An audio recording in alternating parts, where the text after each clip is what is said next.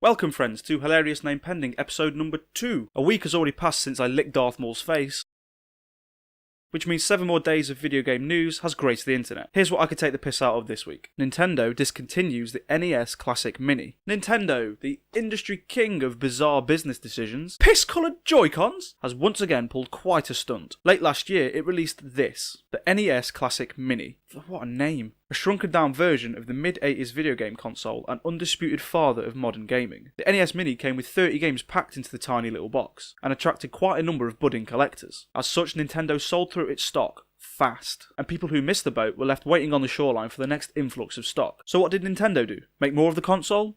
Sell more of an evidently popular product? Makes sense, right? Not if you're Nintendo. Nope, they didn't do that.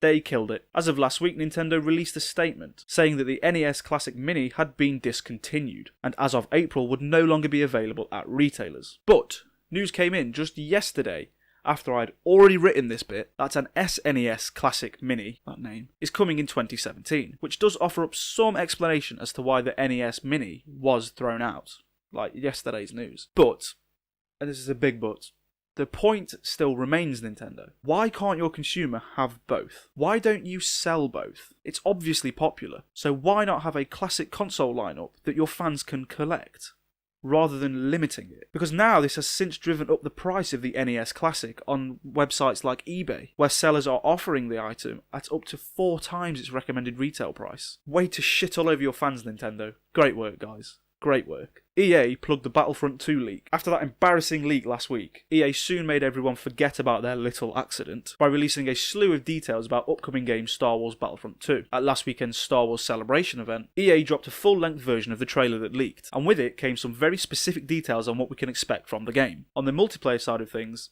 it's business as usual, but Battlefront's 2's biggest draw is now its story mode, a feature that EA thought fit to leave out of their 2015 iteration of the franchise, for some ass-backward reason. I don't even want to go into it. Anyway, it looks like they've made an actual effort this time, setting the story in a very interesting time frame, that 30-year period between Return of the Jedi and The Force Awakens. It also takes quite an interesting perspective, through the eyes of Iden Versio? Iden Versio. I'm not good with names, in case you haven't guessed. This episode doesn't get better, trust me. Through the eyes of Iden Versio, an Imperial commander out for vengeance after the destruction of the Death Star. And this is certainly going to make for a refreshing tale, as this typically isn't a side of the Star Wars universe that we get to see. We'll actually be able to empathise with the dark side. Hopefully, when we get the game on November 17th then, we will get a complete experience, and not half a fucking game that we have to pay £40 a few months down the line to get the rest of. And did I mention Darth Maul was in it? GTA 5 is teaching driverless cars. Yeah, hot on the heels of my wonderful AI video just a few days ago. News came this week that programmers are using a modified version of Rockstar's billion-dollar game to develop their autonomous self-driving cars. In an article featured on Bloomberg, David David might be David, because he's got an E on the end of his name. David Bacht. Or Batchet? I'm going to go David Barked. David Barked of Neo, a startup company working on autonomous vehicles, says that just relying on data from the roads is not practical. With simulation, you can run the same scenario over and over again for an infinite number of times, then test it again. And apparently GTA 5, with its complex traffic AI, varied weather systems, and mental pedestrians, makes a perfect playground for this driving AI to get its shit together. And really, if you think about it, it's ideal because it A, nullifies any risk, and B, provides endless hours of simulation to refine these AI systems. Let's just hope it doesn't think dropping the kids off at school like this is okay.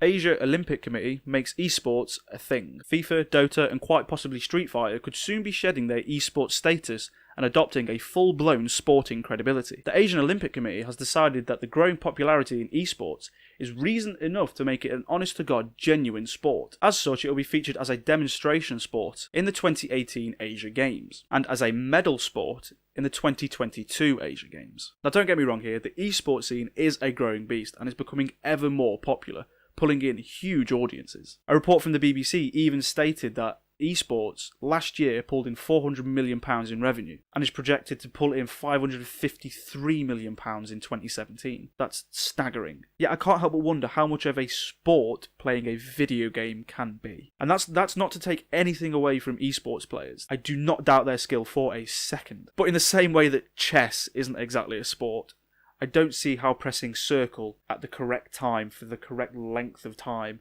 to score a goal in FIFA is a sport either. I mean, come on, these guys, Olympic gold medalists, please. So that's it, folks. Another week, another 7/8 days of video game news pulled apart. Did I miss anything? Do you think Dota is an actual sport? Are you terrified of GTA-trained driverless cars? Let me know in the comments down below or over on Twitter @DarylDoes. And until next time, League of Legends isn't a sport. If they can play Dota and win, then do 10 push-ups. Maybe then give them a medal.